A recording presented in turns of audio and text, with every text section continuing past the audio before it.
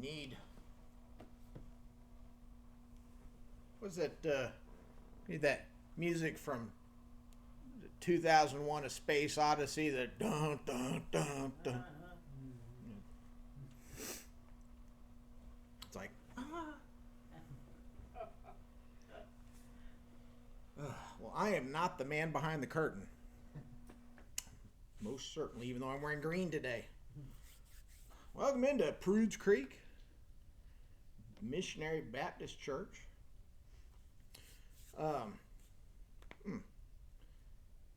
Yeah, school coming around the corner. I know Blockton has their band camp next week, or this week coming up, and a number of other kids out there going out in this heat and doing the football practices and getting everything ready for the school year. And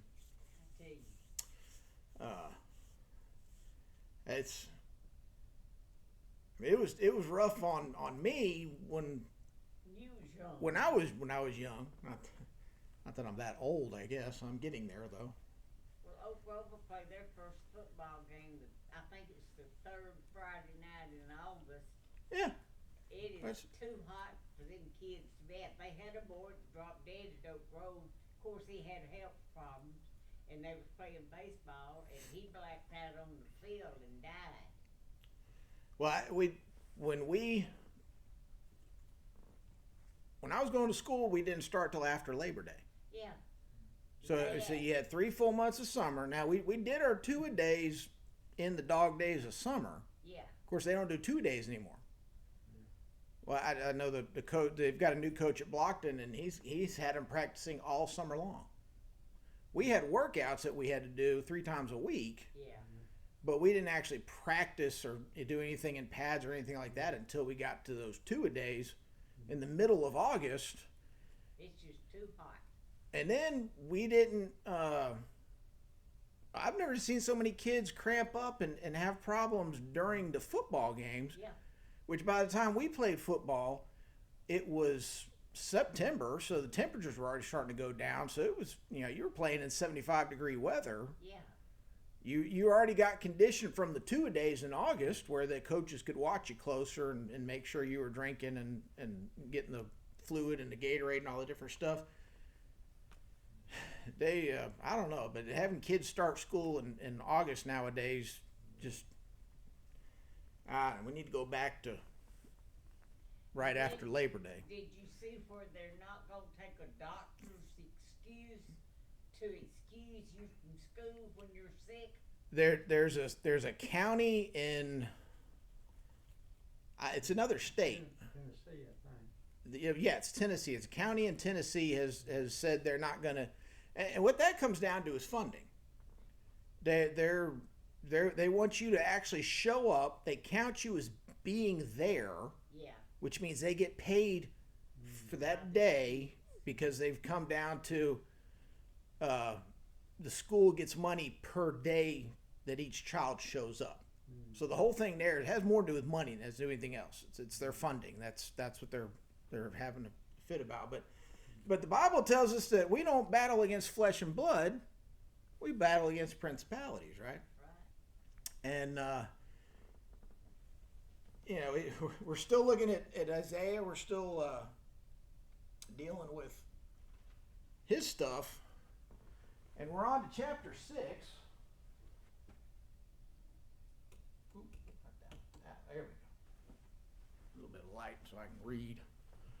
We're looking at chapter 6. So as I've said before, each chapter, and it might not exactly be divided where it needs to be necessarily, but basically each one of these is like a separate sermon for Isaiah. It's like a collection of his sermons, messages directly from God as a prophet, and this is a really interesting chapter because it gets into his vision. So not so much doom and gloom today.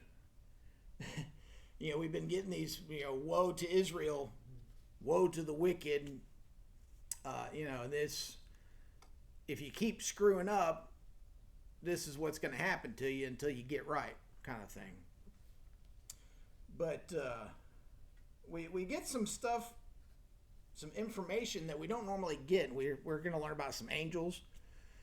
This is one of the few times when there's a vision of heaven. Of course, most famous being John's revelation. Well, Jesus' revelation to John. Say that properly. But we're going to look at verses 1 through 7 of Isaiah chapter 6. And again, he was prophet during the time of King Uzziah. And Uzziah he started out good. He did what was right in the eyes of the Lord. You look over into 2 Chronicles 26. And one of the things about Uzziah at the time that didn't help Israel, it didn't help Judah for sure, was that he started off good, and as things were going well for him and he was blessed, and Judah was blessed, he became arrogant and prideful. So he decides one day that he's going to go in and he's going to burn incense in the temple for the Lord. Problem is, he wasn't a priest, so he wasn't supposed to do it. And then the priests, thankfully, were one in particular was righteous enough to confront the king in his sin in that moment, and they stopped him and ran him out. Well, in the process, the king got mad and gave them the what for stopping him from burning incense. Well, because of his sin and because he was in there doing something in the temple he wasn't supposed to be doing, God struck him with leprosy, and he stayed a leper until he finally passed away. So while Isaiah was prophet for Judah, Uzziah lived in a house all by himself for most of that. But if you look at 2 Chronicles 26, verses 21 and 22, and King Uzziah was a leper to the day of his death, and being a leper lived in a separate house, for he was excluded from the house of the Lord. And Jotham his son was over the king's household, covering the people of the land. In verse 23 there, now the rest of the acts of Uzziah from first to last, Isaiah the prophet, the son of Amoz, wrote. So you have the recordings in Kings and Chronicles of King Uzziah, and then Isaiah himself. Now, I don't know that every single thing is in what we have in this Old Testament book. There could have been other volumes and stuff that actually contained all this stuff about Uzziah. But he makes mention in this first verse about King Uzziah. So we're going to look at that. Isaiah chapter 6, verses 1 through 7. In the year that King Uzziah died, I saw the Lord sitting upon a throne, high and lifted up, and the train of his robe filled the temple. Above him stood the seraphim. Each had 6 wings. With 2 he covered his face, and with 2 he covered his feet, and with 2 he flew. And one called to another and said, Holy, holy, holy is the Lord of hosts. The whole earth is full of his glory. And the foundations of the threshold shook at the voice of him who called, and the house was filled with smoke. And I said, Woe is me, for I am lost, for I am a man of unclean lips. And I dwell in the midst of a people of unclean lips, for my eyes have seen the King, the Lord of hosts. Then one of the seraphim flew to me, having in his hand a burning coal that he had taken with tongs from the altar. And he touched my mouth and said, Behold, this has touched your lips. Your guilt is taken away, and your sin atoned for.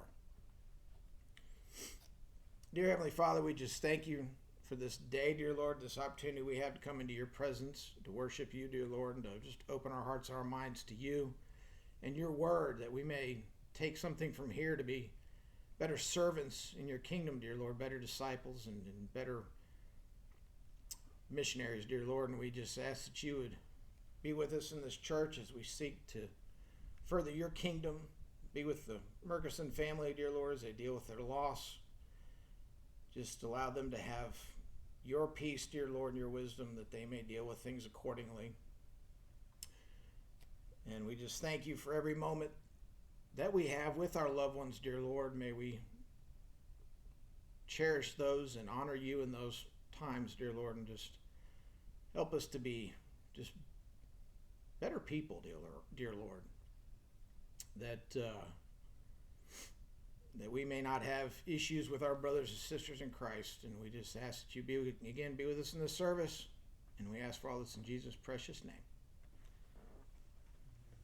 So, we don't get a whole lot of information about angels. And this is very interesting. So, the seraphim, as Isaiah sees there in verse 2.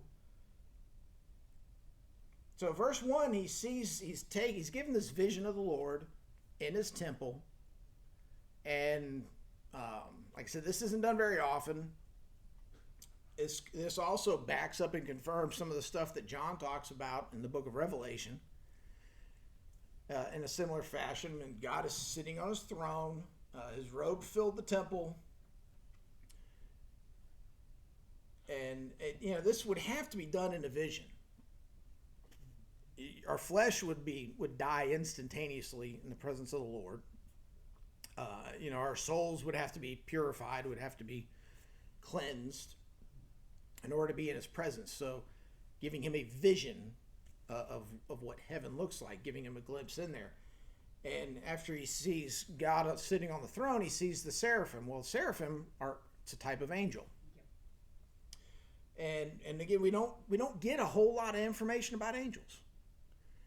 And probably the most detailed information we get is in the book of Ezekiel, and that's some really weird stuff. Now, again, the Apostle John has his stuff in Revelation, which does actually line up with what Isaiah saw. So there's confirmation there from more than one source of what it looks like in heaven and what's going on in God's throne room. And the interesting thing with seraphim, seraph is actually a word referring to like a copper-colored or fiery-colored serpent, or perhaps it's actually on fire. Maybe it glows. There's something to that, and so seraph is the Hebrew word for serpent. And it's interesting to note that Lucifer, before he fell, even after he fell, but Lucifer was a seraphim. And, so like I said, every time we get a little bit of information, it's interesting to try and put these puzzle pieces together. If you look at Revelation chapter 4, verse 8, we find out that they got a bunch of eyes. So Isaiah doesn't mention the eyes, but John mentions them in Revelation chapter 4. And I think if you go into Ezekiel, he's got stuff with eyes all over it too. And there's meaning to all that. The way God designed angels, and the way they look to us, there's a meaning there. There's something to it that is functional, because God's not going to design something just to look pretty. Or in this case, look weird, certainly to us. But verse 2, and above him stood the seraphim. Each had 6 wings. With 2 he covered his face, and with 2 he covered his feet, and with 2 he flew. Now, that's an interesting thing. So obviously the 2 are helping him fly. So that's obvious. But the covering of the face and covering of the feet. And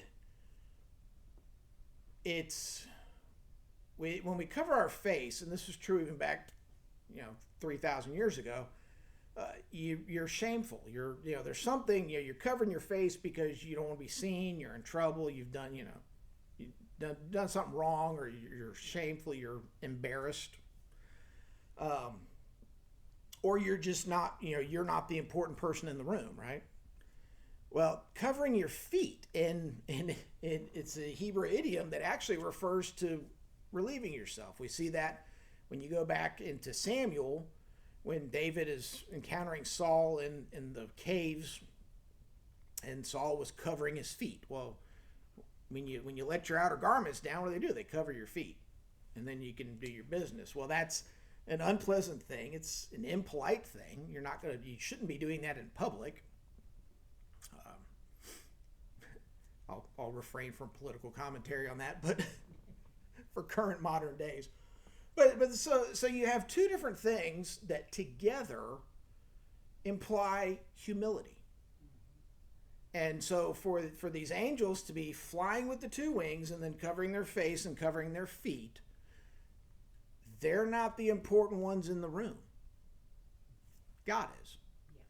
And so they're being humble and allowing themselves not to be the center of attention. Now, Isaiah's being observant, so he's looking at everything and he's taking all this into account. And we know that Satan took 1/3 of the heavenly host with him, right? Well, they're hosting God, and a host is someone who tends to their guests. Now, obviously, God is not a guest in his own home, in his own temple, but that's the whole idea of an angel, is to be a servant to God. They're messengers of some sort, servants of some sort, whether they serve him and worship him and praise him in his temple, or they're like the Archangel Michael, where they're actually going to go out and fight. They have different roles and they do different things. And we're going to learn all of that in detail when we get to heaven. But we're only given limited information because angels are not the point of the story. God is. God is the center of the whole thing, so it's about him. But it's interesting, though, to see that there are these seraphim worshiping God in humility. And of course, Isaiah sees there in chapter 6. But in verse 3, they're praising God. Holy, holy is the Lord of hosts, while the earth is full of his glory. And again, that's part of the host duties, is to acknowledge and honor the person who is in charge, the bigger person, the more powerful one. But verse 4, and the foundations of the threshold shook at the voice of him who called, and the house was filled with smoke. So when God speaks, everything shakes. And again, we get a similar description of heaven, of the throne room, in Revelation chapter 15, verse 8, where John talks about there being smoke in there. And of course, we know that God came down as a pillar of fire by day, fire by night, smoke by day and fire by night. And that's his presence. If there was smoke in the tabernacle, God was there. When they built the temple, if there was smoke in the temple, God was there. And so wherever you're going to be, there's smoke. Now, I mean, I enjoy a good fire, especially if you have some good wood in it that has a really nice smell that burns cleanly, and that just has, I love to smell the smell of different things in a campfire. Just wood in general, though, to burn has a pleasant smell to me. And it's something I enjoy about campfires.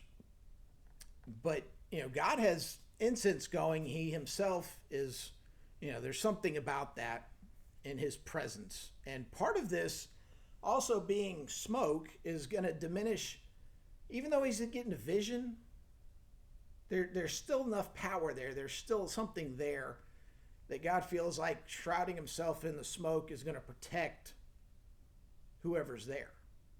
And so it's his presence.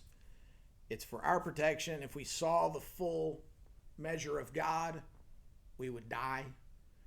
If we're unclean and if we're unpurified, and if we have any sin on us at all, and we go before the pure and holy God in his full form, we would die. Our spirit would die. We'd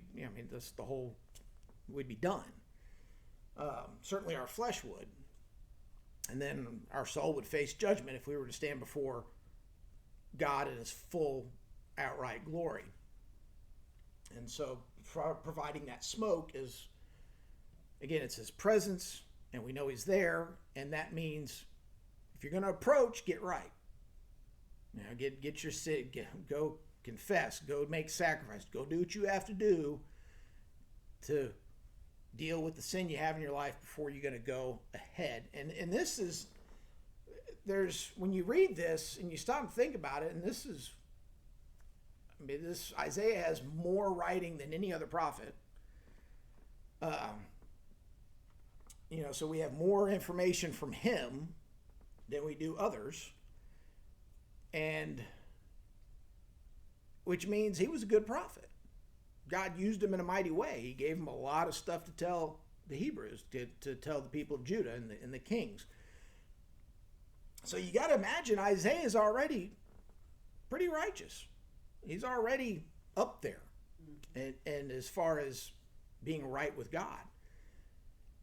But for him, in the face of the seraphim, and seeing how they worship the Lord, and seeing that they were so humble, and again, contrasting that is just, things that pop into my head as I read through this. And Satan, Lucifer, forgot that and rebelled against God. But these hosts, these seraphim, stayed true to God, and they worshiped him, and they did it through humility, right? So here's Isaiah realizing, even for as righteous as he was, which part of that is like when you compare yourself to the people around you. We always say don't do that, but you got a person who, Isaiah is a man just like everybody else. He's human, he's in the flesh, he's capable of sin, he has a curse of sin. And so when he stands before the Israelites, he's the bright shining light.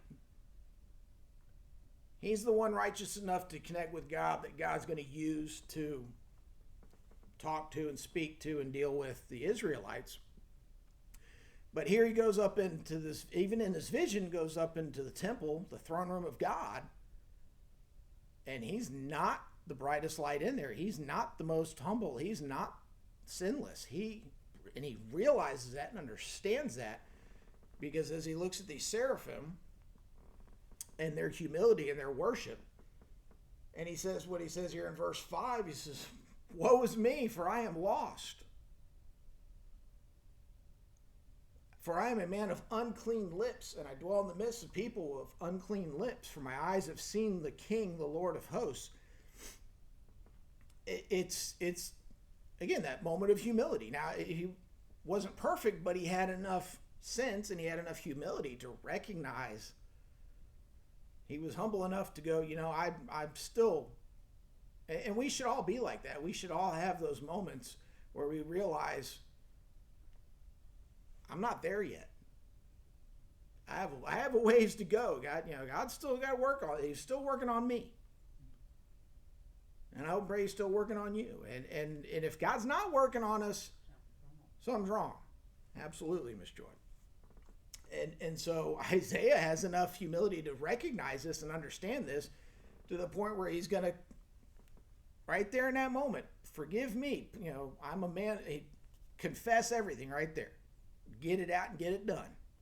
The alternative, even in a vision, there's a possibility of getting struck dead. I mean, that's or he's going to wake up back. He's going to come out of that vision back on earth and be like, "Oh crap, this is not good." But he has enough sense, though, enough humility to recognize his imperfection, his sinfulness. And again, it's not just, it's seeing God in his glory, but it's seeing the seraphim, just the whole big picture, the whole idea. And so when we go before God, and thankfully we don't have to have a prophet to go for us. We don't have to go to a temple and sacrifice an animal, thankfully, but we still need to go before God. When the veil was torn, we can go straight to him. And the beautiful thing is talked about in Hebrews, and that Jesus died for us, so we can go before God under the covering of the blood of the Lamb for eternity. Now, Isaiah didn't have that. They didn't have Jesus. They didn't have eternal sacrifice. They had temporary sacrifice, just annual, constant, and consistent sacrifice. you're good for another year. We'll renew the subscription next time. Hopefully, a year from now we'll renew our subscription to heaven. But it's, again, we have Jesus and his sacrifice is our eternal righteousness to be covered by the blood. But even in that case, we still have a duty to confess our sin and repent of it, to improve ourselves, to become better, and to work towards totally being righteous, so that when the day does come that we stand before the Lord, we don't have anything to fear.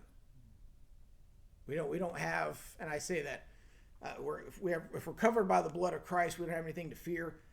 But it's like, well, what if we forgot about this or forgot about that? Or what if we had that sin of omission, or we committed that sin but forgot? You have all this stuff going on. There's times when you're not going to remember everything. And hopefully we're working towards a point where that becomes less and less and smaller. And and it's not that we don't stop sinning once we get saved.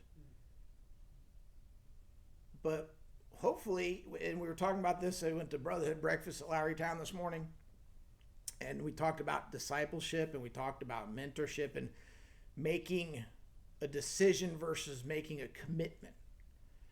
And so when we get saved, we should be able to become a disciple, which means having discipline, which means committing to the Lord, committing to the Bible and learning it.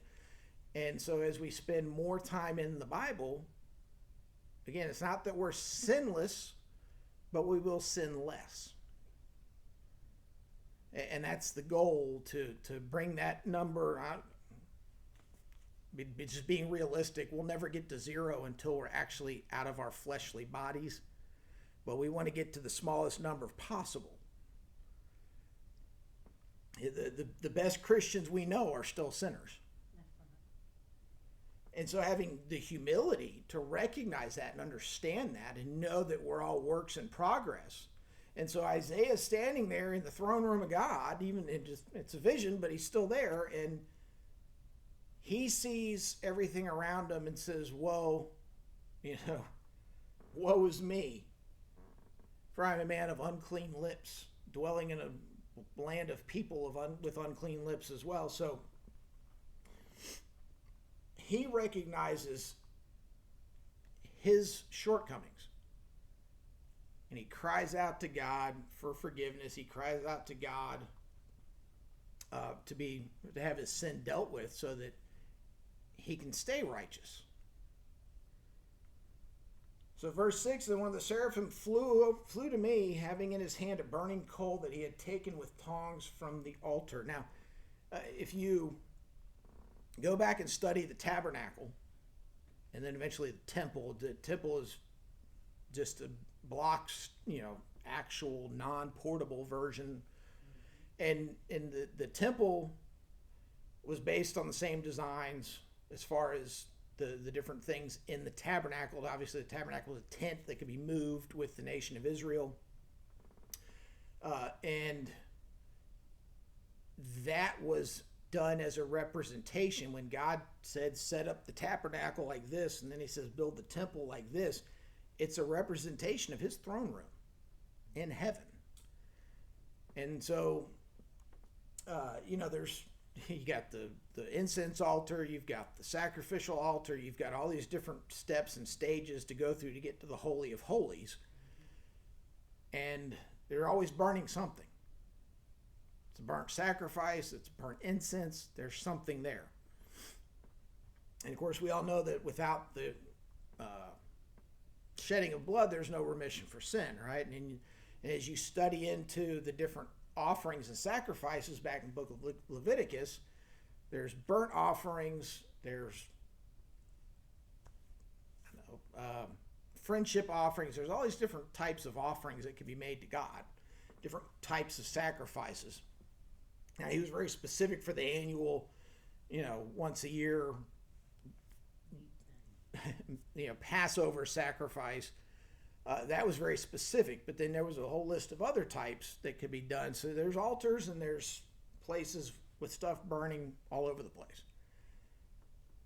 And so he's going to take one of these things, and if you've done everything right, and you offer a worthy sacrifice unto God, that is pure. And then the seraphim takes a burning coal from the altar.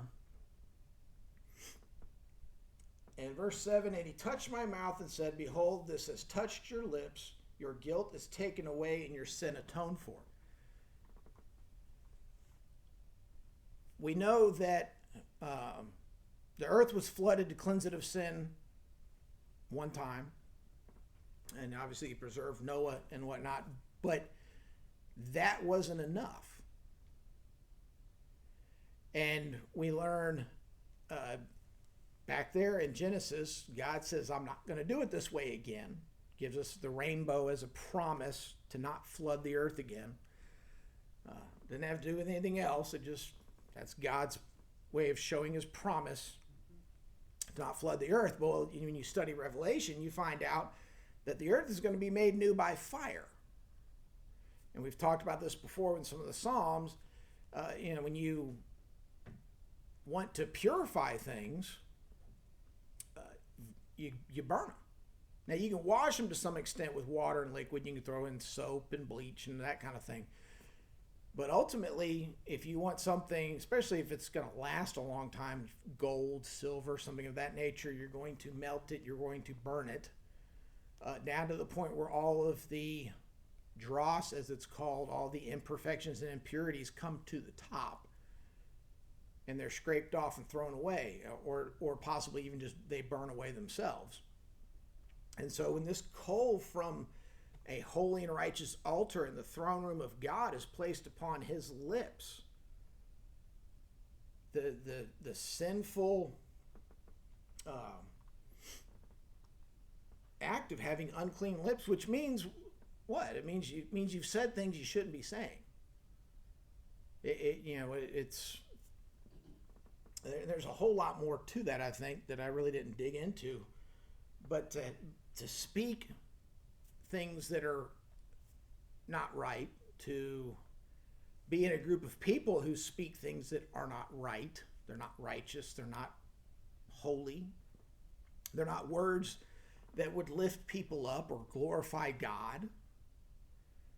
And that's how our speech should be. We want to be able to speak in a way that edifies other people, specifically God first and foremost. We want to praise God with our lips, and we want to certainly do it with our hearts first, so that we actually mean what we say.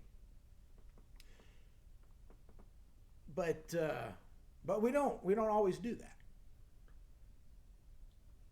And so for Isaiah Isaiah's the mouthpiece of God down on earth, and he's speaking to the people of Judah for God, and yet he himself says, I am a man of unclean lips. Now, that doesn't mean that God's words are bad. It just means in those times when God's not using him to speak directly to the people, maybe he's saying unfruitful things. We're not really sure. We just know that that's the general idea. We don't have every conversation of Isaiah recorded for us to sit there and go, wow, well, TikTok didn't exist back then. Didn't have the internet. So, it's like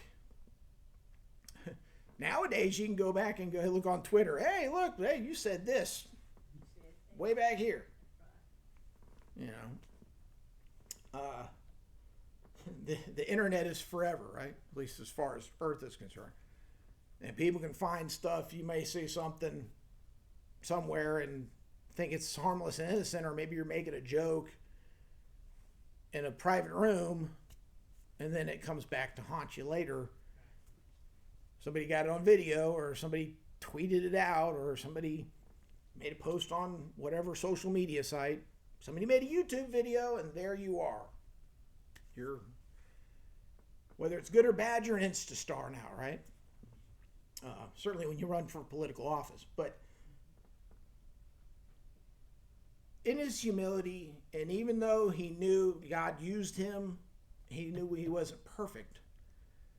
And this coal from one of God's altars was used, so the fire was put upon his lips to burn out the impurities in him and in his speech. And then it says, in your sin atoned for, right? Your guilt is taken away and your sin atoned for. For us to be like Isaiah and to go before God in humility, to recognize our own faults, to recognize his glory, his righteousness, his holiness, that we could be sanctified like Isaiah was, that we could be made even more pure. And again, it's, if I'm standing in a room full of unsaved people, I'm the brightest light in the room. Doesn't make me the best person. But if I'm saved and they're all unsaved, then I'm the brightest light in the room. But if we were all going to stand before God, I'm not so bright anymore. I'm not big and important, especially if I don't bring any of them with me to see God. So to be like those seraphim that were hosting God in our humility, to recognize that it's not about me, it's about him. And it's like when they talk about seeing the face of God, and Christ said that if you've seen me, you've seen my Father. And here's a member of the Trinity to be so humble as to want people to see the Father, not himself. And for, when we're faced with any given situation, we want to be humble enough that it's not all about us. It's not about me. It's me standing up here in this pulpit. This is not about me.